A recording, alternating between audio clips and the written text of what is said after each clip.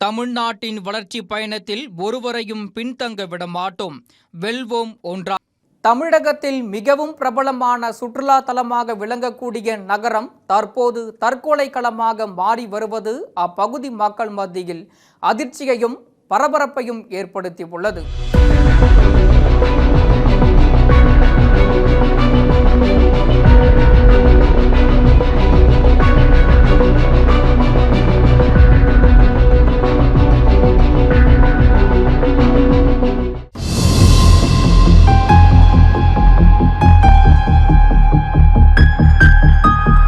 தென்னகத்தின் நயகரா, தமிழகத்தின் தலை காவிரி என பல பட்ட பெயர்களால் அழைக்கப்படும் ஒகேனக்கல் சுற்றுலா தலத்தில் நாள்தோறும் தமிழகத்தின் பல்வேறு மாவட்டங்களிலிருந்தும் கர்நாடகா, கேரளா, ஆந்திரா மாநிலங்கள் உட்பட இந்தியாவின் பல்வேறு மாநிலங்களிலிருந்து இந்த சுற்றுலா தலத்தை கண்டு ரசிக்க ஆயிரக்கணக்கானோர் வருகை புரிகின்றனர்.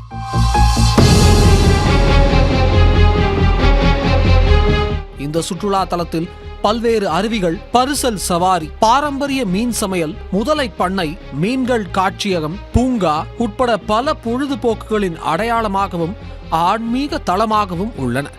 நாள்தோறும் சராசரியாக 10,000 பேர் வருகை புரியும் இந்த சுற்றுலா தலம் தற்போது தற்கொலைக்கான இடமாக மாறி வருவதாக பல ஆய்வுகளில் அதிர்ச்சியான தகவல்கள் வெளியாகியுள்ளது.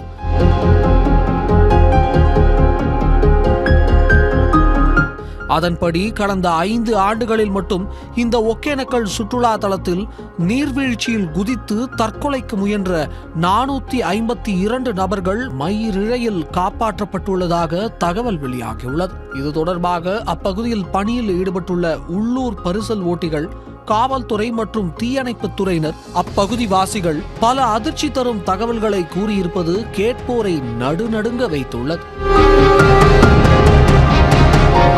வழக்கமாக சுற்றுலா தலத்திற்கு வரும் நபர்கள் மிகவும் மகிழ்ச்சியான மனநிலையில் நண்பர்கள், உறவினர்கள் மற்றும் தங்கள் டிராவல் பைகளுடன் வருவார்களா?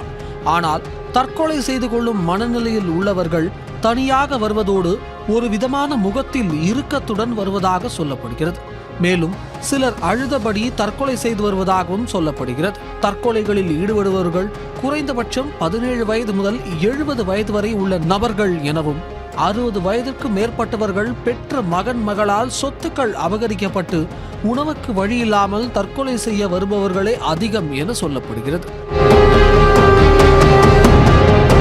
30 வயதிற்கு மேற்பட்ட நபர்கள் கடன் தொல்லை, கள்ளக்காதல் பிரச்சனைகளால் பாதிப்படைந்து தற்கொலை செய்ய வருவதாக தெரிவிக்கின்றனர்.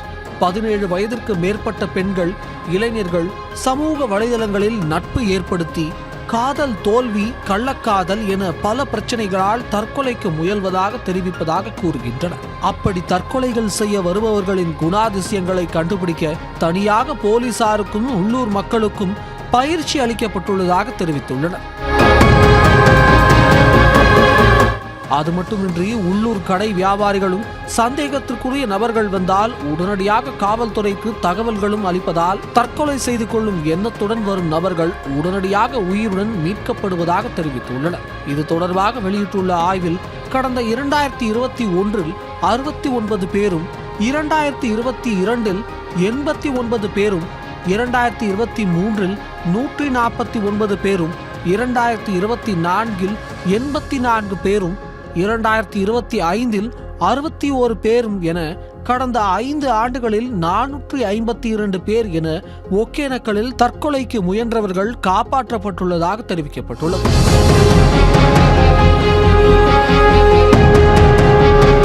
இவர்களுக்கு ஒகேனக்கல் காவல் நிலையத்தில் மனநல ஆலோசனை அளித்து அவர்களின் உறவினர்களுக்கு தகவல் தெரிவித்து பாதிக்கப்பட்டவர்கள் சார்பில் காவல்துறையினர் எதிர்த்தரப்பினரிடம் கடும் எச்சரிக்கை விடுத்தும் ஒப்படைப்பதாக தெரிவிக்கின்றனர். மேலும் தற்கொலை எண்ணத்துடன் வரும் நபர்கள் பெரும்பாலும் தடை செய்யப்பட்ட அல்லது ஆபத்தான இடங்களை நோக்கியே செல்வதால் அந்த இடங்களில் நிரந்தரமான பாதுகாப்பு பணிகளில் காவல்துறையினர் மற்றும் ஊர்காவல் படையினர் ஈடுபடுத்தப்படுவதாக தெரிவிக்கப்பட்டுள்ளது குறிப்பிடத்தக்கது.